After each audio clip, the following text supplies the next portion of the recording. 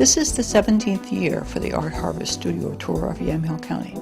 The tour, which is the first 2 weekends in October, is a great opportunity to talk to artists.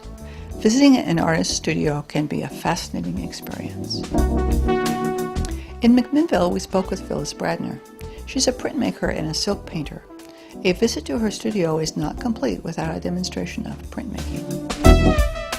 I love doing the Art Harvest Studio Tour because I think I'm the only printmaker in it, have been for several years, and people have not seen this going on before, and I demonstrate the printing and I talk about how I make the different kinds of prints, and this is an area that, you know, is if you don't actually have somebody describing it to you, you're not sure how it works. I come up with a design and then I decide which portion of the design is going to be white and which is black, and then I paint my design on the plate with my my acid resist. And what this is it is Future Floor Wax with blue food color in it, so I can see what I've painted.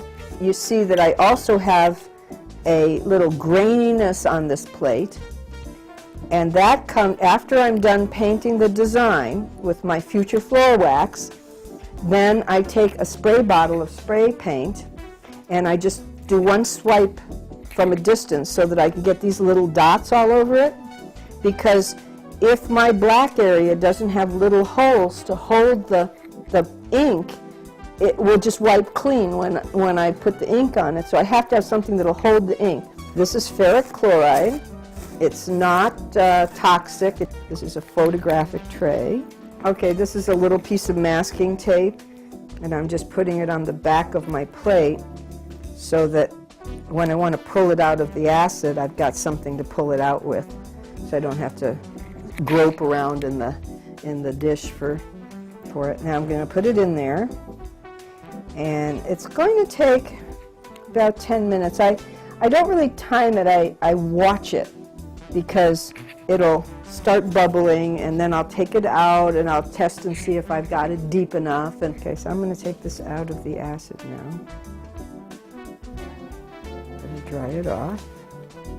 And I'm going to hope I got enough texture, because I can see an awful lot of that paint bubbled off. There aren't many things that take this Future Floor Wax off, but the acetone in the nail polish remover takes it off. And now we're ready for the printing phase. Okay. So now I use all kinds of papers. So like this is a handmade paper, but you know, here's another piece of sort of unusual handmade paper. And then I use like watercolor papers, or you know, different textures. I try all kinds of different things. The heavier papers, like this watercolor paper, I actually soak in a water bath. So I'm going to soak a few of these pieces so that they'll be ready for me to use. When I take it out of the water here, it's sopping wet. That's not the way you print it. So you've got to get it dry enough so that it's only moist. It's not, you know, drippy wet. It's way easy to ink a block print. You just take that little roller and you just roll that ink on and you're ready to rock and roll. But it's not easy to ink an intaglio etching plate.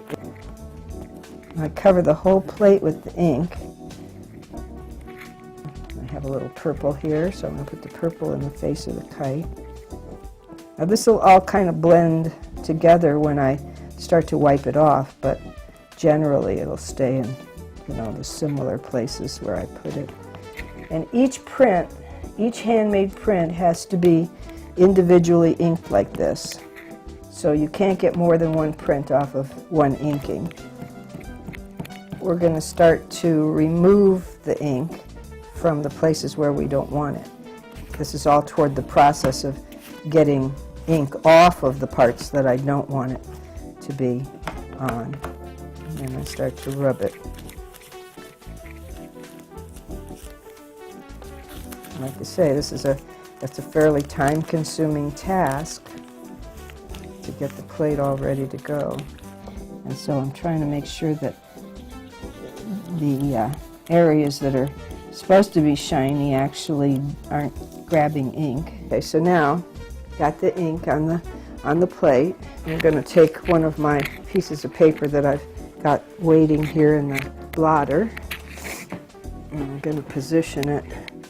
I've got this grid so that I can tell if I'm getting it like generally in the center of the piece. And then I take some extra paper here to protect the blanket from the wet paper.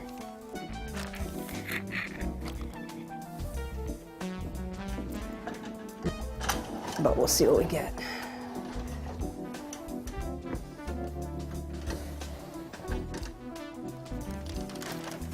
Now you see this groove here from being pressed in?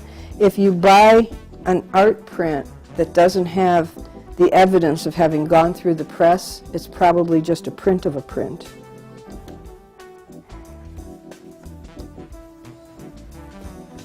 People often don't have any faith in their own ability to produce art.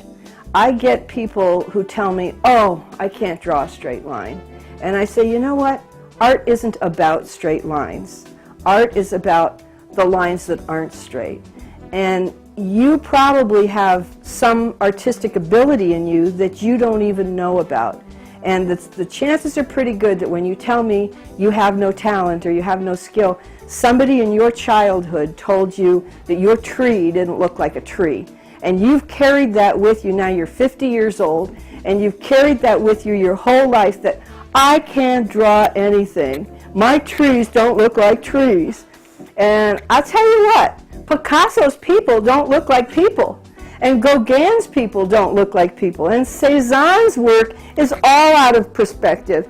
And it's really the thing that you do that's different than the perfect image that makes you an artist. The way it works is you get a map, a catalog, buy a ticket, and you get to see all 40 artists.